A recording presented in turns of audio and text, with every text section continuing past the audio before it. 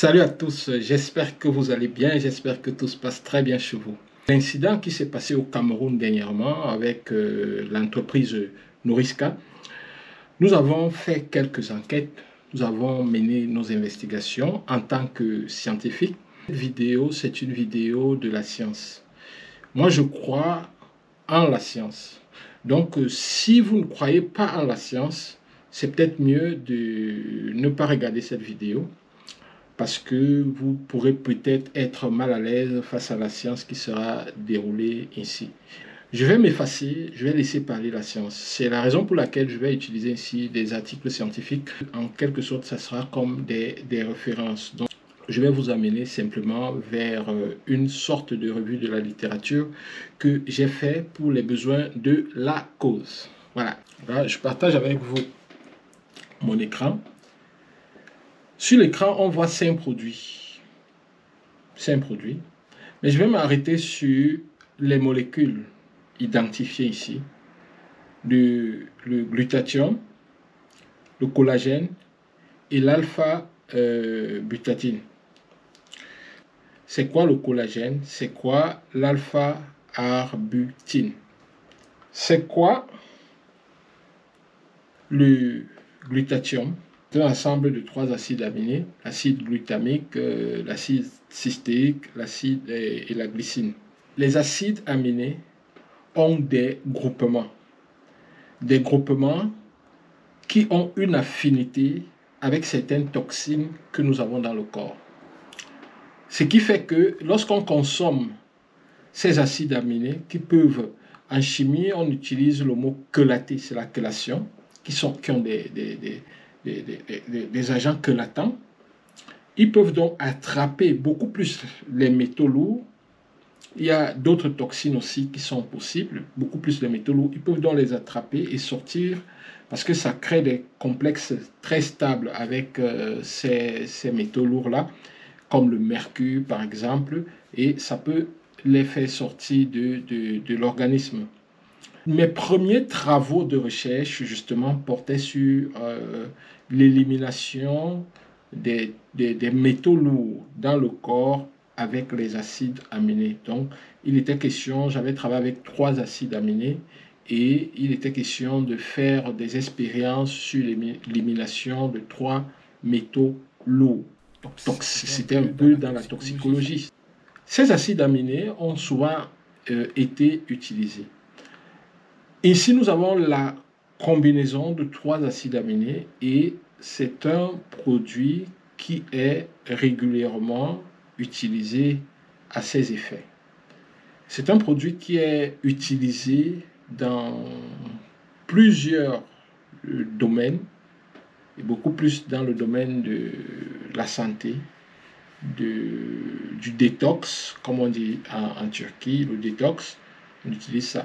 C'est un produit qu'on retrouve même ici, même en Turquie ou en Europe, dans des pharmacies. Comme vous pouvez voir à cette image, c'est un produit qui se retrouve dans les pharmacies ici. Donc ça, c'est le glutathion. Maintenant, on arrive au collagène. Le collagène est répandu, vraiment, c'est utilisé pour la peau. C'est très répandu. Et ça peut être utilisé en mode oral, c'est-à-dire qu'on peut consommer ou alors on peut juste appliquer sur la peau. Ça s'utilise. Donc, il a été prouvé que le collagène, ça aide pour le rajeunissement de la peau. Vous pouvez voir que ici, le collagène peut être aussi produit dans le corps, mais on peut apporter un peu plus pour pouvoir gérer les problèmes de peau. Et après, pour terminer, la dernière molécule, c'est l'alpha-arbutine. Il y a 2 types d'arbutine. Il y a bêta-arbutine et l'alpha-arbutine. En fait, l'alpha-arbutine a été identifié pour le traitement du cancer. Et vous savez que l'hydroquinone a été interdite. Et lorsque l'hydroquinone a été interdite et qu'on a découvert les propriétés de l'alpha-arbutine, et puis on s'est rendu compte que c'était moins dangereux que l'hydroquinone pour le blanchissement de la peau, ça a commencé à être utilisé pour le blanchissement de la peau. Donc l'alpha-arbutin, c'est un produit qui est utilisé pour le blanchissement de la peau. Pour terminer sur la alpha-arbutin, ici j'ai pu obtenir ici un rapport scientifique, Opinion of the Scientific Committee of Consumer Safety. Donc l'opinion du comité scientifique de safety, c'est comme, c'est toujours bizarre d'expliquer safety. Safety, c'est comme la garantie, comme santé, safety, save. Vous voyez ce que ça veut dire. Donc, cette opinion-là, safety of the use of alpha-arbutin in cosmetic product. Donc, ce rapport-ci a été produit en 2016 par ce comité. Vous voyez ici la conclusion.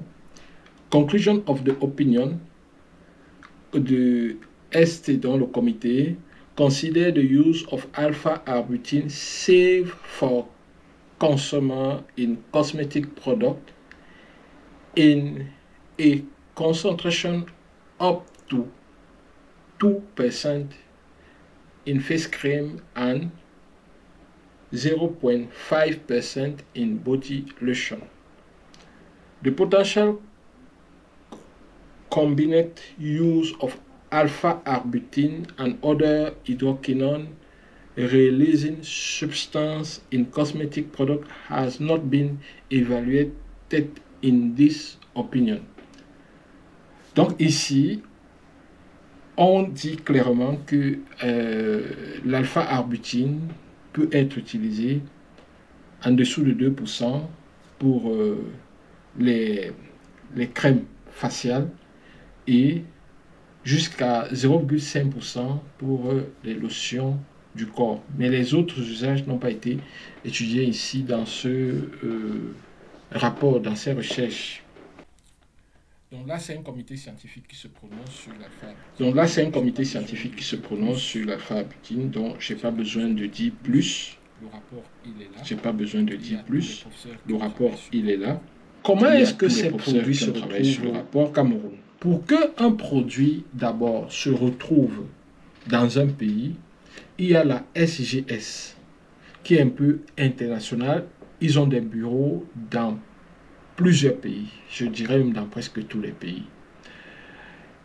Lorsque vous devez faire importer un produit, dans le pays d'origine, la SGS est saisie, elle va inspecter, elle fait des analyses pour confirmer que le produit est OK, il peut partir ou pas.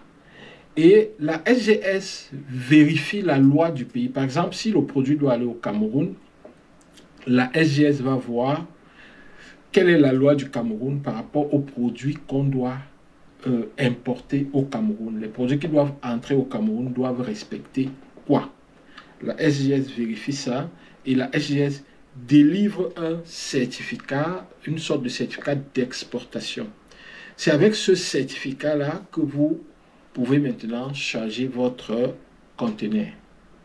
Actuellement, j'ai des produits qui sont là, ça a déjà été produit, je dois les envoyer au client, mais j'attends que la SGS me délivre le certificat. Ils ont déjà prélevé des échantillons, ils ont pris plus de 15 échantillons pour faire leurs analyses. Lorsqu'ils vont finir de faire leurs analyses, ils ont envoyé ça dans un laboratoire que je ne connais même pas. Donc, j'attends juste les résultats des analyses. Et si, après les analyses, ce n'est pas conforme au pays, à la loi du pays où le client est installé, les produits ne vont pas quitter la Turquie. Donc, les produits ne vont pas bouger. Donc, actuellement, j'attends. Je suis confiant parce que les produits respectent la loi du pays dans lequel ils vont partir. Donc, j'attends juste. C'est comme ça que ça se passe pour tous les produits, ou du moins pour la plupart des produits. Et les produits incriminés ici ont bel et bien respecté ce cheminement-là. En plus de ça, lorsqu'une entreprise fabrique des produits, elle a besoin des certifications, surtout ces produits qu'on consomme. Elle a besoin d'un certain nombre de certifications. Et après investigation, j'ai aussi pu obtenir les certifications des différents produits commercialisés par l'entreprise Nouriska. Donc, j'ai essayé de vérifier les certifications. Je suis même allé jusqu'à contacter l'entreprise fabricante de ces produits. Je pourrais dire que les certifications sont OK. Il y a les certifications, de différents produits. Et maintenant, une fois que la SGS donne son OK, les produits peuvent entrer dans le pays. Bien sûr, ce sont des produits qu'on peut dire quand même délicats parce que c'est des produits qu'on consomme. Chaque fois qu'on consomme quelque chose, que ça entre dans notre organisme, c'est délicat parce que ça entre dans notre organisme. Alors, il y a une sorte de posologie, un mode d'utilisation qu'il faudrait bien que on respecte. Créer une entreprise de zéro comme ça, c'est très, très compliqué. Et après tout ce travail, on a besoin que l'entreprise reste debout. Donc j'ai été très triste de suivre, de voir le poste où elle annonce la fermeture des entreprises. Et pourquoi est-ce qu'elle ferme? Donc il faudrait qu'elle pense à tous ces employés-là qui comptent sur cette entreprise pour continuer de payer leur loyer, qui comptent sur cette entreprise pour envoyer leurs enfants à l'école la rentrée prochaine, qui comptent sur cette entreprise pour résoudre leurs problèmes de base. La vie est compliquée actuellement, il y a beaucoup de problèmes.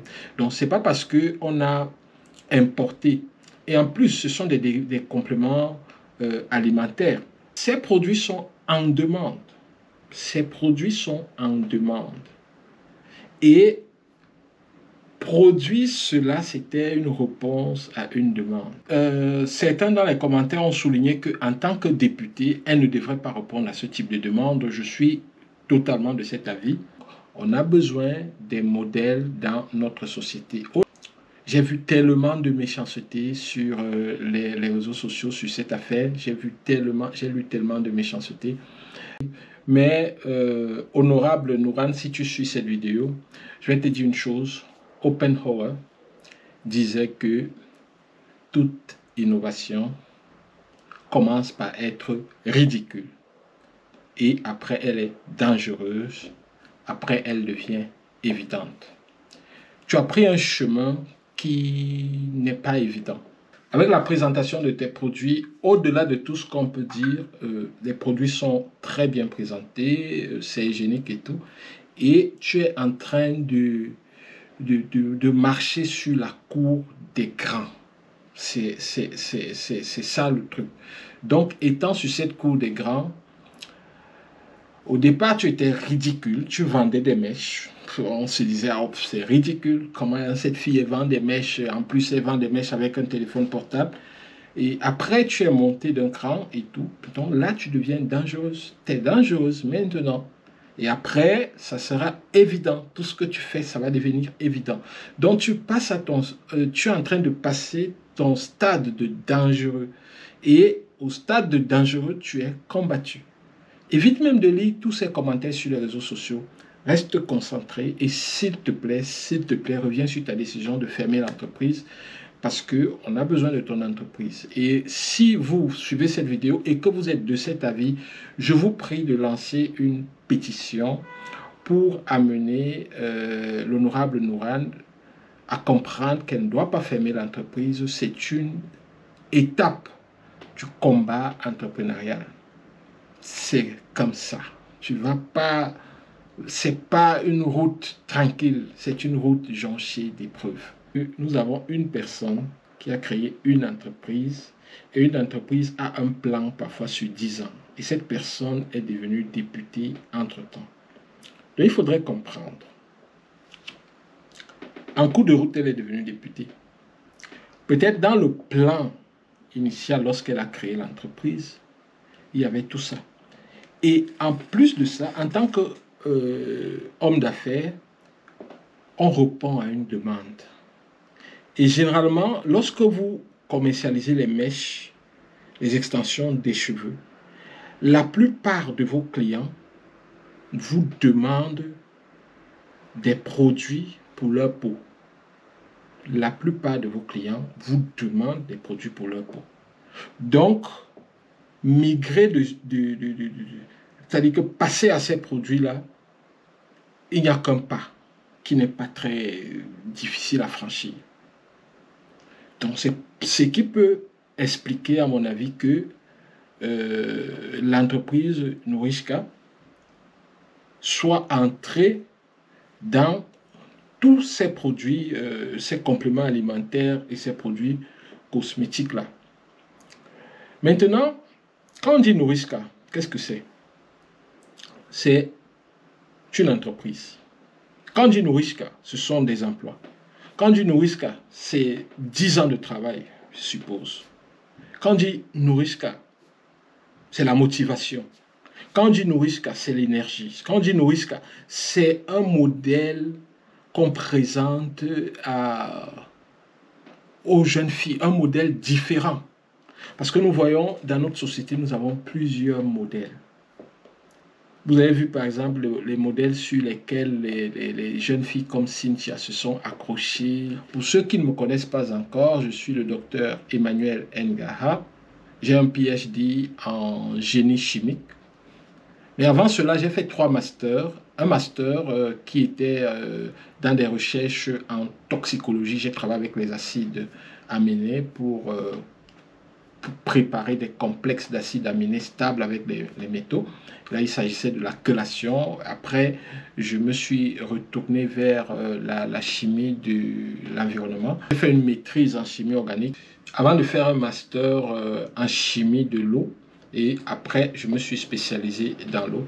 J'aime bien parler de tout ce qui concerne les molécules. Lorsque la molécule est concernée, je me sens également concerné. Sur ce, je vous dis merci d'avoir suivi cette vidéo. J'ai tout fait pour ne pas être très long, mais c'est compliqué de ne pas être long lorsqu'on parle de ce type de sujet.